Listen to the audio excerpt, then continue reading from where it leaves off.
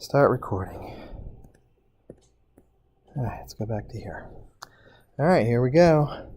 All right, so I'm going to check your homework in a minute, but I want to make sure I get this lesson in. So we've talked about slope fields, okay? And what it is, it's a representative, it's a way to represent a differential equation, okay? Remember, you're not graphing the original equation. You're graphing information about the original equation, okay? And one of the informations that we know about first derivative is that's the slope of the tangent line. Okay? So generally the way you solve these, or the way you go about it, is you would get like a little chart. Remember the old X and Y chart back in Algebra 1? Same thing. So we're going to start with number 47 here. All right. All right, and so what we're going to do is we're going to use a chart here. And let me get a fatter pen here.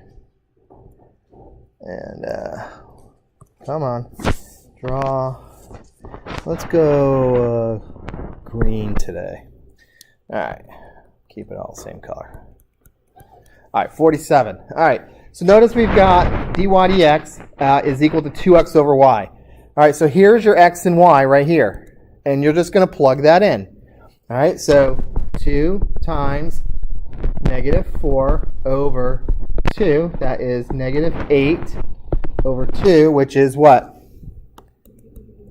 Negative 4. Okay, so that's all you're doing is filling that in. Okay, let's keep going. Let's fill in the chart. And you basically get 2 times negative 2, which is negative 4, over 0. What is that? Undefined. All right, 0 over 4, which is 0. All right, 2 times 2 is 4. 4 divided by 4 is 1. 2 times 4 is 8. 8 divided by 6 is 4/3. And then 2 times 8 is 16. 16 over 8 is 2. All right, so what these numbers are right here are little mini slopes. That is the slope of the tangent line at these coordinates. These are xy coordinates right here. So let's go through this. Now they've graphed it for you right here. Okay, let me turn off that backlight here.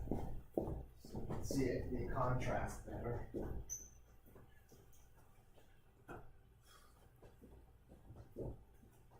Okay.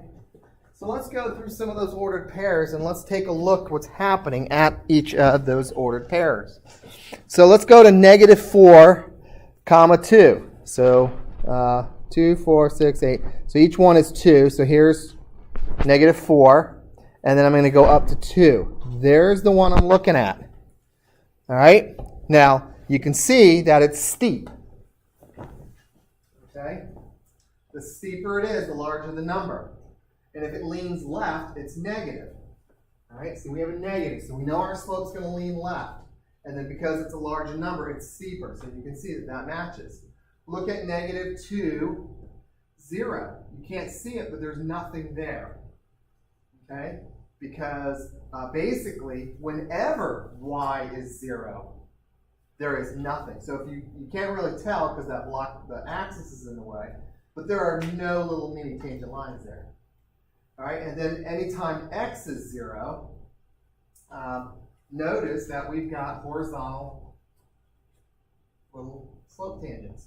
Okay, look at the coordinate 2, 4. 2, 2, 4, right here. All right, that's a slope of 1. It's like a perfectly diagonal slope. Okay, and then notice at 4, 6. It's like 1 1/3, so it's going to be a hair steeper than normal. Okay, so 4, 2, 4, 6. So right there. So it kind of looks like this one. Right there. See how it's not quite, it's just a hair more steeper? Because it's 1 1/3, not just 1. This one has a slope of 1. That's 1 1/3. And then at 8, 8, 2, 4, 6, 8, you got a slope of 2. Here's slope of 1, slightly steeper, okay? So you could go through every ordered pair in a big giant chart. Like I said, because I like you guys, I'm not making you do that. But you could literally generate all those things, okay? I believe your calculator knows how to do these. All right, so I'm going to Google that, how to generate slope fields on your graphing calculator. Now remember, part of the exam, you're not allowed to use a calculator. So, and the AP board's not stupid. They know what you can and what you cannot do on the calculator. So more than likely, if they're trying to test something, whether you know it or not, they're not going to put that on the calculator section of the exam if you can just plug it in. But who knows? Yeah, call me crazy. All right, I want everyone to try this, number 48 on your own. Okay, this is the graph right here. Interesting looking graph.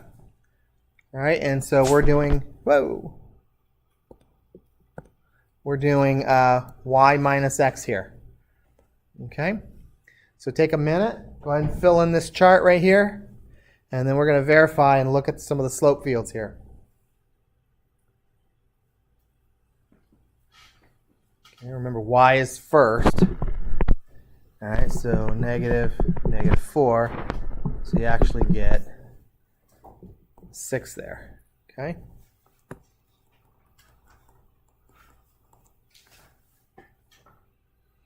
Since I'm recording, I should try to do everything on the screen and not walk up to the board and point. Okay, so we got 0 minus a negative 2, which is 2. We've got 4 minus 0, which is 0, which is 4 actually. And then we've got 4 minus 2, 6 minus 4, 8 minus 8. All right, let's take these slopes here and let's try to see if we can see what's going on here. All right, let's zoom in as much as we can here. There we go. All right, at the point, let's see, 2, 4, 6, 8. So each slash is 2. And then 2, 4, 6, 2, 4, 6, 8. Okay, good. Everything's 2. All right, so at the point, negative 4, 2. Okay, so negative 4. And then, positive 2. That's this guy right here. You can see that's a very steep number. Okay, so that would be slope 6. All right, and then at negative 2, 0, we have a slope of 2. Okay, and you can kind of see it's kind of steep right here. Okay, steeper than normal. All right, and then let's look at 0, 4. All right, and you can see that it's a pretty steep slope there. And then 2, 4. It's got a slope of 2. 4, 6. This guy right here, look how it's identical to this one. This one and this one are identical. Okay, they have the same slope. All right, then at 8, 8, we should have a horizontal line. 8 and 8, and there we go. 8, 8, we've got slope of 0. And so you can see that has a slope of 0. Does everyone understand this? Okay, it's pretty black and white, straight and forward. Okay. All right, I will save you the headache of filling out these two charts, but if you're foggy and you want to see this later, feel free. All right. This looks weird. This one looks very interesting. So basically at all 2, 4, 6, 8, 10. Okay. At all values 4, you can see it's 0. All right. So when y is 4, that's 4 pi over 8. Right? And then what is that? That is what?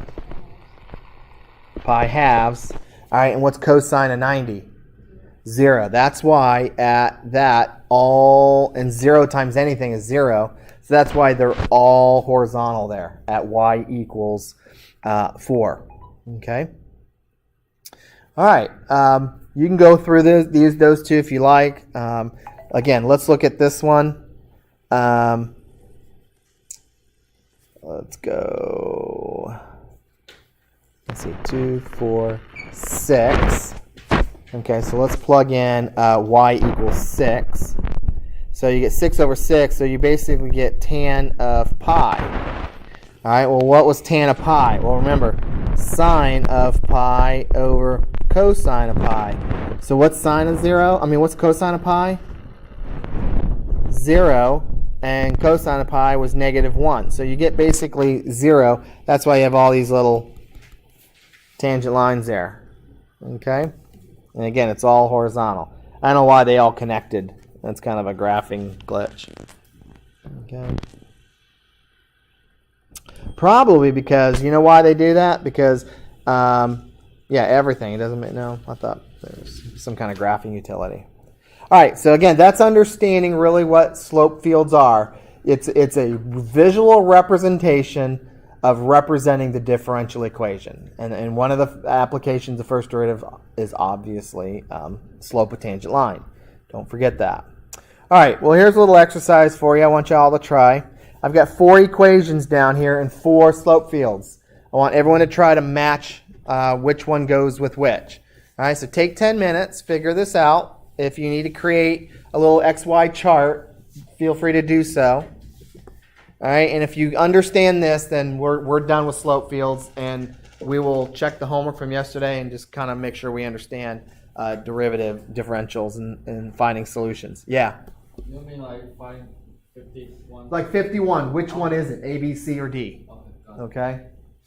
So those 4 graphs match with those 4 equations.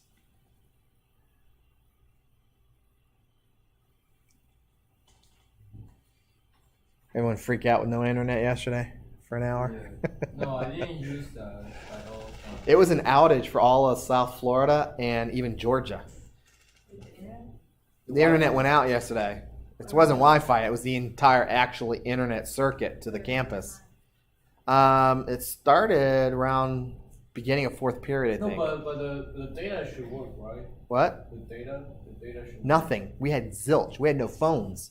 Our phones are all data, our IP phones. Oh. So we had no phones, and we had internal phones. Like I could call extensions, but no one could call in, and we couldn't dial out. Our phone. Yeah, your cell phone. Yeah, I'm talking that's about not fine. no. Yeah. That's still fine, so we can just hop. Just go. Just tell it's me. We're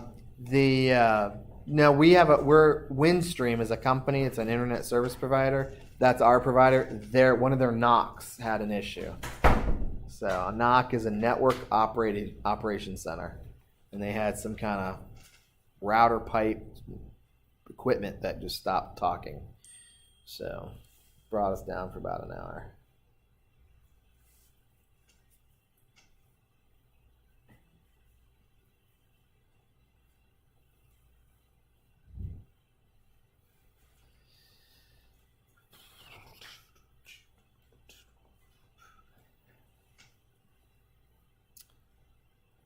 So my goal next Monday is we're going to talk about trapezoidal rules and Riemann sums. Okay, and then that's it. And we are done. And then it's a mad dash to review and practice and try to do as many problems. So if some of you like, I don't know, Alan, you like good puzzle math questions and stuff. So I think you'll like the free response stuff. Ooh. So well, it makes our brains work. Yeah. All right. I actually say I was like thinking the other day. I've enjoyed teaching you guys. It's kind of made my brain work again, and kind of miss it a little bit. So. Because when I go back to see the hard question I solved, I'm just saying, how can I solve this? Yeah. How can I find? I love riddles, and for me, math is a big riddle, and so I like sitting and trying to figure out. You don't have to be so experienced to solve the hard question. You just have to have the mind. Because you can see so many examples of so many. You can't quit. Students, they can just quit. You can't quit. When I get a hard problem or get a puzzle, most people go, "Well, can't do it," and they walk away. Now you gotta look at it different ways. You gotta kind of draw pictures. It does. Years ago, I went skiing. Way years ago, like I was like 20, and I went skiing with some friends. And I just started teaching in high school, and I've never snow skied before, so went for 2 days, and I was exhausted. I mean, my legs were turning to mush. So it was like a Wednesday or something, and it was opening baseball season. I love opening day. So I told everyone, just go without me. And so I stayed behind, lit a fire in the fireplace, put baseball on the TV, and I did calculus questions all day. I said, I'm a biggest loser there. But no, it was just kind of like, for me, it was like doing puzzles and watching baseball games. So I enjoyed that day. But I remember doing one of the 1988 AP exam and just sitting back, going through it. So, even if I don't teach next year, which I don't think I am, but I probably will still keep doing these questions for fun. I'll still record. Keeps my Alzheimer's. I'm still recording. That's all right. Okay. I'll let everybody hear the story. Yeah. So, all right, here we go. Has everyone got answers? Yeah. Okay. What do you think 51 is? B? I think C. Okay. So, we got what, C or B? I feel C. All right. Let's go with majority. We'll do it down here. I already looked at very carefully what this question asked about. Okay. All right. 52. 52 is. I mean. Okay. All right. Well, what's majority? What do we think majority in 53 is? D. D? Okay. And then 54? That would leave A. All right, let's go through this. Sine of 2x. All right. So let's pick some, I always say pick some obvious points.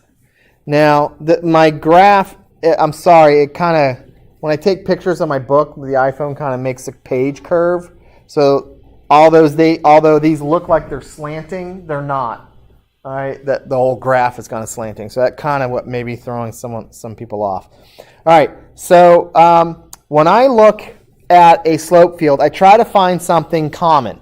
Notice here at x equals 0, I don't think they drew anything, so there was no tangent lines at x equals 0. So that means there's got to be an x in the bottom somewhere.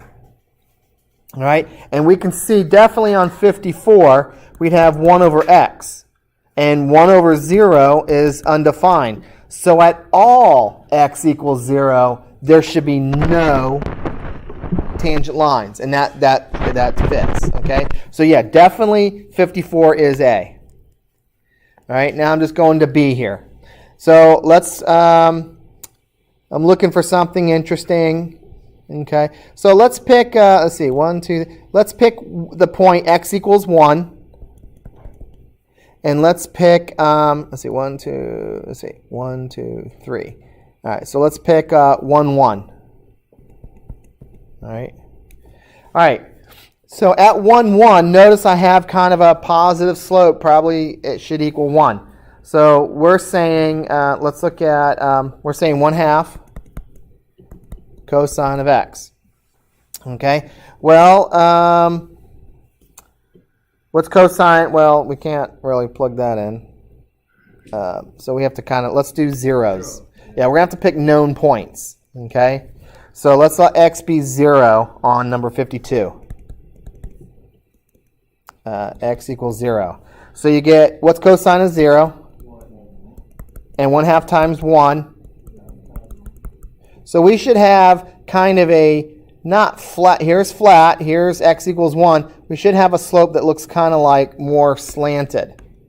So at all the x equals 0s, all right, so x equals 0, we should have kind of slanted things. See them right here? Now this is not bad. That kind of could work. So right now we're down to C or D. So we definitely know this is not B. Okay? Yeah, because I didn't remove that question asked. All right. So we definitely know 52 is probably C or D. I'm thinking more or less C. Because these look more steeper here. Okay? Now remember, I got to kind of have it kind of more flat. All right, so that is definitely C. Okay, so C and A are taken. All right, now let's go through. All right. Yeah, they are just switch. All right. Well, let's do. Go back to the sign. Let's go to B here. Let's find again 1. Let's go to 0. On all the zeros, I have a slope of 0. Okay, so I'll put m equals 0. So let's go to here. So this can't be here. And let's do sine of 0. Sine of 2x, 2 times 0 is 0. So sine of 0 is what? 0. And there we go. That's what I'm interested in. So we know this one is B, all right, because the slope is 0 here. And again, when you're dealing with trig functions, you just can't plug in any number. You got to kind of plug in memorized ones, 0, pi, and all that kind of stuff, okay? Well, obviously, process of elimination, we know that's D, but let's pretend we didn't know that, and let's go through the process. If I look at D, I'm going to try to find something that it seems like when x gets extremely large, okay, when I get out here, seems like the slope is getting extremely small, right? So if I'm over at 3/2, I don't care about the y value. I'm looking at all of these guys. All right, they're pretty much 0. So let's try that. E to the negative 2 times 3/2. That is what? E to the negative 3. Okay, so an e to the anything is, well, e to the number, it's exponential. Okay, remember what e looks like. It does this. Okay, so you can see out at, as I go infinitely negative, see how the slopes are all horizontal. Does that make sense? Okay, and that's why all these slopes are kind of horizontal. Okay, and as you can see, as x gets larger, okay, in fact, as x gets smaller, because it's a negative times a negative, that's why they get more vertical. All right, let's pick, it's not on the graph, but let's do this. Let's pick x negative 2 times, let's pick negative 10. Well, that would be e to the 20. E to the 20 is a very large number. That's almost vertical. And so you can see over at the excess, when x is extremely small, the slope is getting almost vertical. Okay? And you can pick values to help you understand when you move out, I'm going way past negative 3/2. I can do negative 100. Okay? And so that is definitely D. All right. Guys, I'm not going to belabor or belater or whatever or beat this up anymore. I think you get slope fields, differential equations. Let's go ahead and check that homework. And, we can go over a couple to the end of class. But that's it as far as differential equations. All right? Just know that if I have a differential equation, dy dx equals sine of x, we split it up.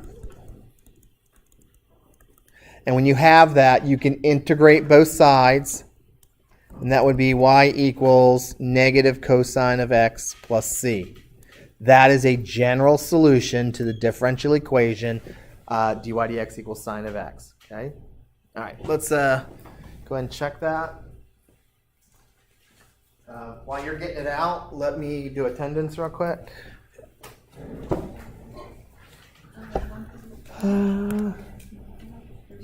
All right, I'm going to stop recording now.